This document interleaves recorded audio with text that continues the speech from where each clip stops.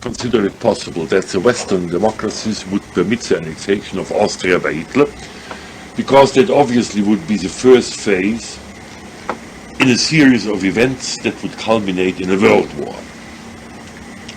The occupation of Austria would create a strategic situation that would make possible the conquest of Czechoslovakia, and the conquest of Czechoslovakia would consolidate a Central European position that made war with the Western powers possibly victorious. It was my great surprise that the Western powers did nothing. From a friend who was at the time working in Rome and had friends in the Italian foreign ministry, I learned that in the night of the invasion, Mussolini was engaged in frantic telephone conversations with the English government for a common action, which however was rejected by England. I remember the events as causing a sort of unlimited fury. In the wake of the Austrian occupation by Hitler, I contemplated even for a moment to join the National Socialists, because these rotten swines who called themselves democrats, meaning the Western democracies, were certainly worse to be conquered if they would permit such idiocies. But the character development of the past could not be erased overnight. Certainly deserved to be conquered. Yeah. Deserved. Deserved to be conquered and destroyed. Said worth to be conquered. But reason got the better after several hours of such fury, and I prepared my emigration. That was necessary because I had never made any secret of my anti-national socialist attitude, and of course was immediately fired from my position in the university. The preparation of the emigration had all sorts of the usual odd details which are connected with such an enterprise. I had to acquire some money outside Austria because the export of money was prohibited. And I had a Swiss friend who was a journalist in Vienna reporting for Swiss newspapers, with whom I arranged for paying for his income in Austria, while he would leave the counter value in Swiss francs with his lawyer in Zurich. The money accumulated with the lawyer in Zurich became then the base for living a number of months in Zurich before I could get my American immigration visa from the consulate in Zurich. The immigration plan almost miscarried. So I was politically an entirely unimportant figure, and the important ones had to be caught first. The turn came to me at last, and just when we had about finished our preparation, and my passport was already with the police in order to get the exit visa, the Gestapo appeared in my apartment in order to confiscate the passport.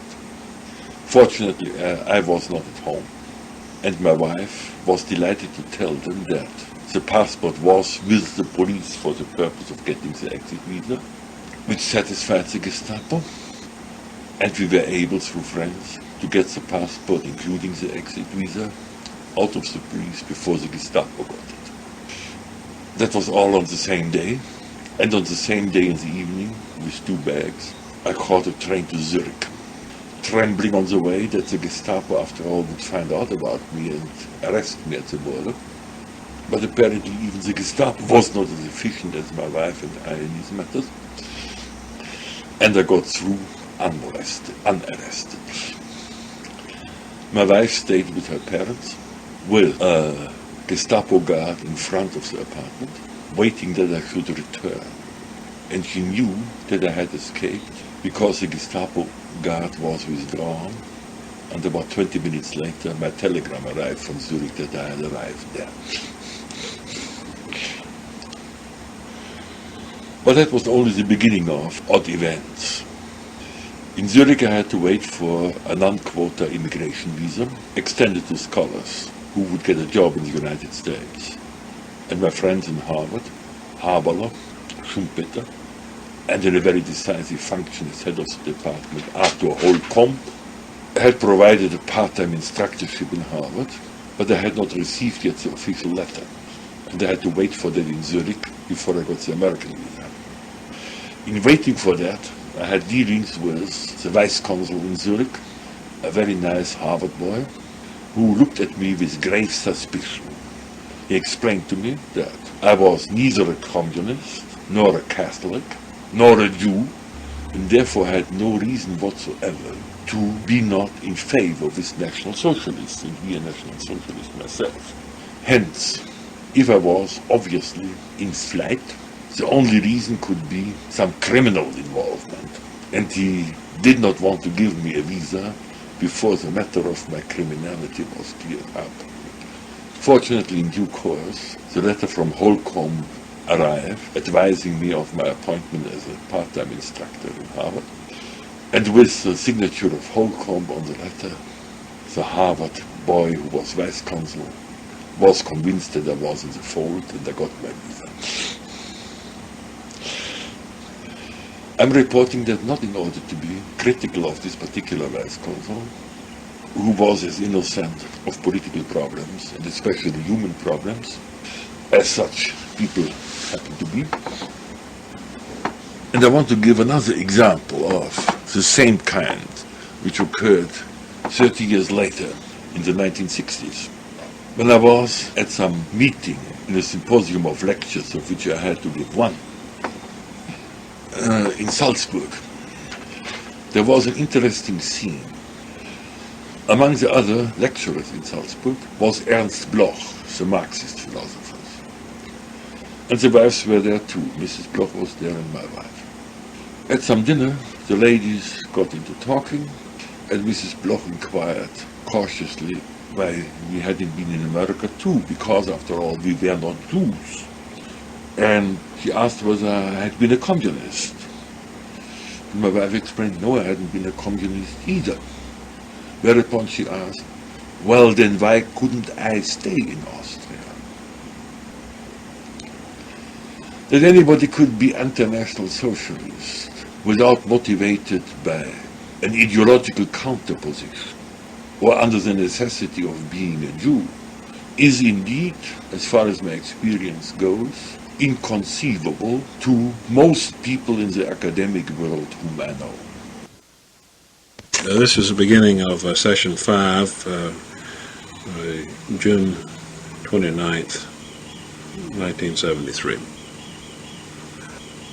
Concerning the year in France. After the 2 years in America, the Rockefeller Foundation was kind enough to extend the Laura Spelman Rockefeller Memorial Fellowship for another year to continue my studies in France. The general idea of doing that was to enlarge my horizon by living in France and finding out firsthand what relevant points in French culture were for a political scientist. The field for studies was wide open. I attended courses in the law school, especially with a French economist whose name at the moment I have forgotten, and I attended the lectures of the famous Brunswick. In the beginning, my studies were somewhat hampered because I had a reading knowledge of French, but not a really good knowledge of more complicated vocabulary. I remember going into French literature, which I knew still very imperfectly at the time, and in reading the Trois Contes by Flaubert. That was quite an ordeal, because Flaubert's vocabulary is enormous, and I had to use a dictionary practically in every sentence. But this happens to be the only way of building up the vocabulary of a language, that is by reading authors who have the vocabulary. There was at the time an irresistible attraction in Paris, that is the flood of Russian refugees.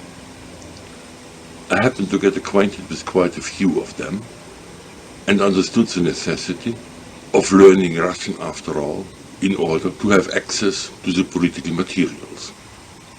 Hence I started learning Russian with Mochulsky and Lozinski as teachers.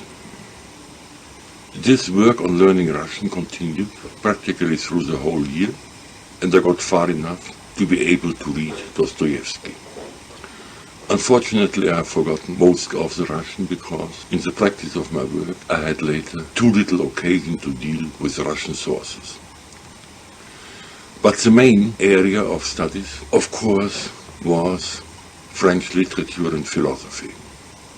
Good guide for introducing myself into the problems were the work of Thibaudet on Mallarmé and Valéry, and the work by René Laloux on the history of French literature in general, and on the history of the novel in particular. I acquired in this year in Paris a practically complete set of the important French prose literature, from the Princesse de Clèves of the Madame de Lafayette to the work of Marcel Proust, whose last volumes of the Recherche du Temps Perdu were coming out at the time. Again, Marcel Proust, like Flaubert, was an inestimable source for enriching my French vocabulary. René Laloux's work de Descartes was of fundamental importance for my understanding the continuity of French intellectual history, because here I found the parallels in the treatment of a philosophy of consciousness to my studies which I had conducted in America on the development of consciousness in English and American philosophy from the 18th century to the present. Through both Thibaudet and Laloux, my attention was directed especially to Mallarmé and Valéry. At this time, I assembled my almost complete collection of the works of Paul Valéry, several of them in first editions, which now have become valuable.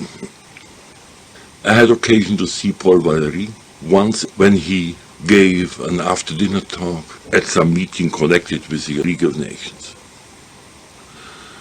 What interested me most about Valéry at the time, besides the fact that he was a great artist, was his Lucretian philosophy, which I understood as a parallel phenomenon to the Lucretianism of George Santayana.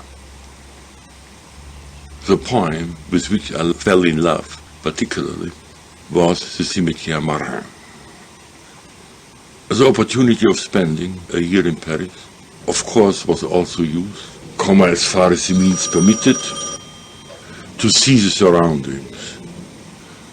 I remember the first great impression of Chartres and the trip in summer to the remnants of the cathedrals and monasteries in Normandy. In the background, of course, were my studies in the French theory of law, especially of Duguay and, name to be remembered, Duguay, do you write? D-U-G-U-I-T.